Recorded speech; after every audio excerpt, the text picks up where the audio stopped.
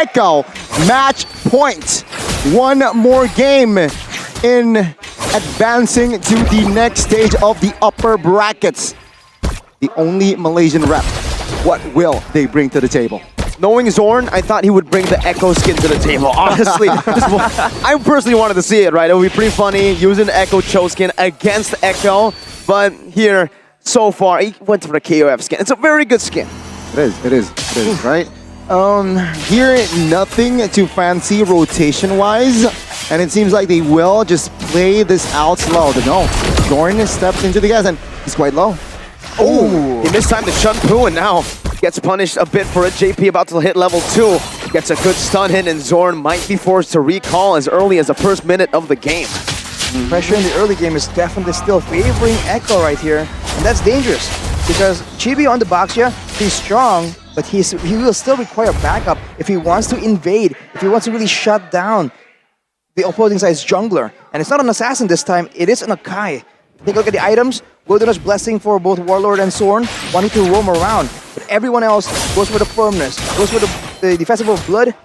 Just trying to get some more tankiness right here. And Ryzel going all in, of course, on the damage. We'll see if he can actually do his very signature, just aggressive all-in playstyle. Very aggressive, and also do note that Echo here in their composition, a lot of enablers, a lot of engagers that they can utilize. You can use Sanford and the Petrify. Easy as well, both easy now, caught now. Some good poke. It actually forces out a heavy spin, and this will give HomeBois a significant advantage coming into the first turtle. Carlteezy still wants to fight for it, though. Zorn already positioning himself over as a shield unity to try to knock Carlteezy out, and he do actually do it well. Carlteezy zoned away as a turtle secured by Chibi as another realm comes down from Sanji defensively. Sanford taking low, still able to dash one more time into the back. The Shadow Stampede brings Chibi and Sapat back to JP, but there's no follow-up damage. Meanwhile, Sapat finds Sanford in the bush. Barely. Sanford still gets out. Wow. No casualty from the fight, though. The Newts will be secured by HomeBois. And Echo now, they need some compensation here. They need more cross-map plays perhaps, but Zorn is there already with the recalls as well. Again, Echo here, they have a lot of engagement, so let's see here. They have JP, they have Sanford, though with no Petrify, he will definitely tone his game down a bit. HomeBois trying to get a bit more aggression, especially in the river, according with their name, with their reputation. They're nicking from Lapel, but now 1v1 won't amount to much. But HomeBois is definitely working against the clock. They don't want to deal with a late game Faramis and a late game Ixia. As a dash, they know Sapat has already used the Bravest Spider. A bit of a miscommunication there, but Zorn gets a good way the dragon. Sanji pops that Purifier instantly. Zorn with a little cheeky little emo there. Pops it in. And it's an all-even game there again. Going HomeBois, JP looking for an angle perhaps, but is Echo, what is their play here? Do they have enough firepower in the early game to really contest a 5v5 rush? Or 4v4? They like a bit of damage. They gotta get Sanji some resources first. He needs some items, because unlike previously, right, the Akai has some damage, but it's not nearly as effective or as meta as the Fredrin. So without that, and without extra damage from the Roamer as well, the Ruby has spammable skills, but not a lot of damage. I think if they want to go into a fight too early, it might be damaging for them instead, because by default, Warlord has so much more spammable damage. It will swing the tides in their favor. Okay, 4 minutes in now, and the turtle has spawned. Baksha and Kai, they're already in the vicinity, but HomeBois now looking for perhaps a setup here. That's Carlteezy getting stunned up, bring the spider to use up. Carlteezy down to half HP. GB doing some damage as well. Sanford trying to look for Warlord in the back, but Zorn is still trying to cover for him. That's an eye for an eye used up, and Warlord falls to Sanford. What an assassin in the back, but now we'll get traded back in as HomeBois secure the second turtle of the game. Echo, we're zoned away from the Newt. 1,000 gold already here. Established for HomeBois, and Echo, they're actually behind. HomeBois, they need to keep this proactive plays, and if you take a look at top side, actually, Benny here on this Ixia will not be able to play as aggressive as Ryzel. Zorn goes in, a good stop by Benny there with a second skill as JP rotates over. Looking for that I'm offended, finds it. Zorn taken low, still able to evade for now with a full barrage. Goes in with a flicker as well. What? Good play by Benny Cutie to get a trade off of that turret. You have the flicker, I have the flicker, and Zorn there miscalculates the sequence. And let's check the items here. Nothing too fancy, but of course here. Benedetta here, Fury Hammer in his hand.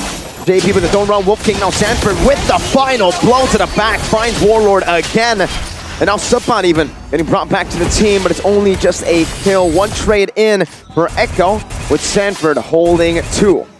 Man, HomeBois, maybe they regret not banning the Benedetta out, but then again, Echo picked it up in the first phase, so a very smart pick there from Echo to secure it first, and you can see the impact that Sanford brings to the table. I think you expect nothing less from Sanford himself, but now with the Cho, they're spending so much time trying to pick him out. There's a lot of attention taken away, but now Zorn, dodges from it. This is both the Chun-Poo there, but is able to find a way. The Dragon connects over to the back line.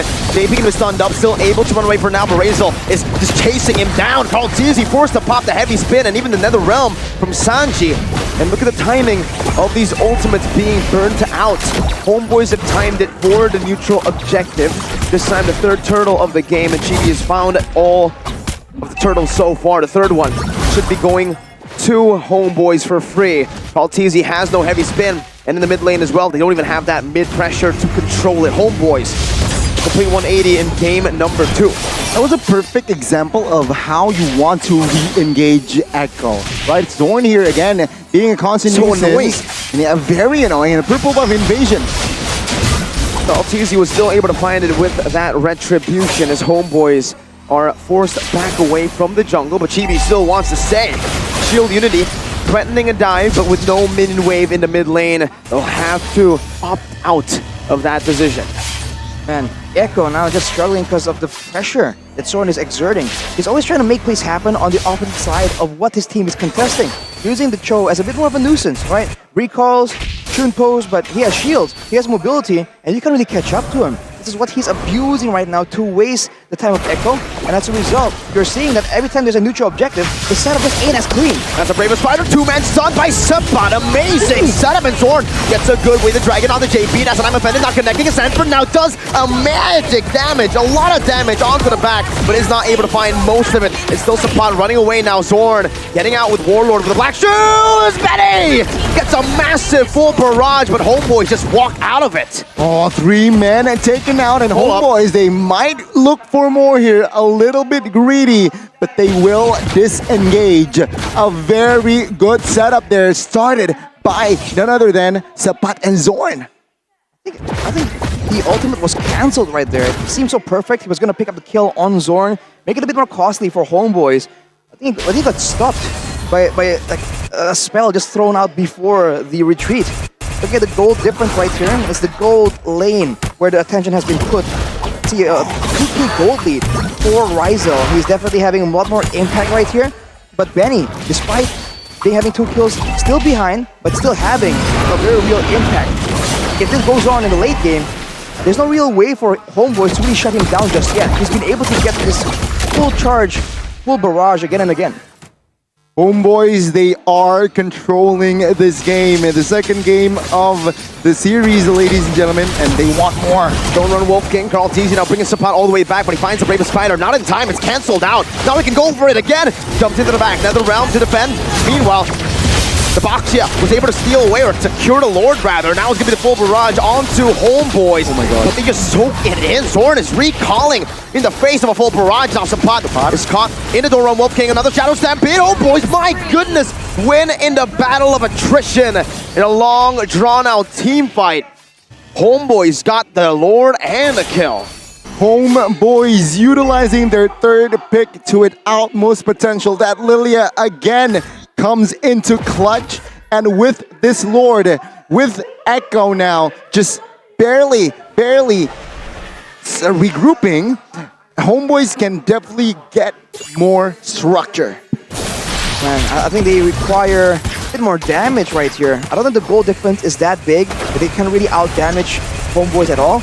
But seeing that Benny Cutie got a full channel and didn't take a survive with the Nether Realm, if he can't take down the members of HomeBois, it will be for nothing. They're still holding on right now, but they're going to lose a bunch of turrets in the process. See here, all 10 spells on the board for both teams. Full offense power and also full defense power here with an additional Lord for HomeBois. Let's see. Sanji jumps in, brings Zorn back, but he's able to just jump out with the GBK go. HomeBois with the choke pick that we doubted there against an Akai, against so much disengage and pick. He's able to make it work, shows you that comfort gets you a whole of a long way. On the other side, man, I think Carl TZ on the Akai, not bad, but not the same kind of impact. He loses his orange buff right here. This is the problem. It's supposed to actually facilitate the neutral objective take, but Echo, it's almost like they want to try and contest, but they don't want to steal it away. They want to win the fight as well. And if that's the idea, then you can't go for the Akai, man. It doesn't function the same way. I said Zorn will have a tough time in this game, but man, this guy has proved me wrong. And I want more. Please prove me wrong again by sending this game to a third game. Let's see here. HomeBois already a very healthy lead again, 8,000 gold.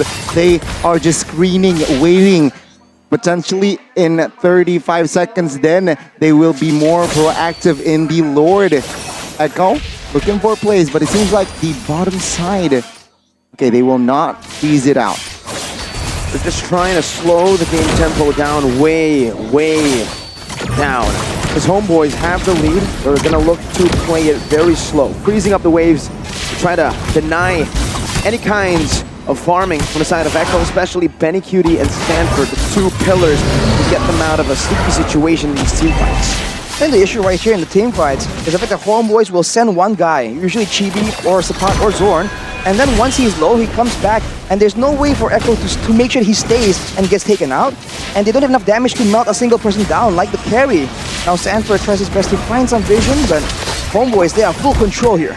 Carl TZ with a headbutt. Warlord gonna be taking low, forced to pop in the black shoes. Meanwhile, Sapat zones in the back. Zorn looking for the play now, pops in away the dragon, gets Sanji, and Warlord's right there to follow it up. Sanji still able to maneuver around. Rizal picks up the Lord right now as Sanji falls in the back, has the passive to get back up in 5 seconds, but Carl TZ will be taken down as well, and now HomeBois are going for the base turrets. Great positioning by Zorn, great timing as well as they look and move onwards. Electro final blow, Chibi brought back way into the base turrets of Echo. Takes him down at HP bar to half HP, but he's still able to maneuver out with the Puissance. Unfortunately, the Ammo Bandit wasn't available for JP. It could have been a great pickoff, but let's take a look at the player's gold. Rizal just all the way up there. Second is Warlord. It's facilitating the clear again and again. Benny isn't too far behind, but in the gold lane matchup, dude, what is this, like a 3K gold lead, more or less? That is massive. It's massive, and this potentially might be the final push here. HomeBois, can they close the gap? Oh my god, oh! Sanji just disappeared! The one-shot damage coming from Rizal, but the combo in the back as well. It's gonna be Rizal pops the Wind of Nature to equalize in game number 2, bringing the series all the way to 3 games.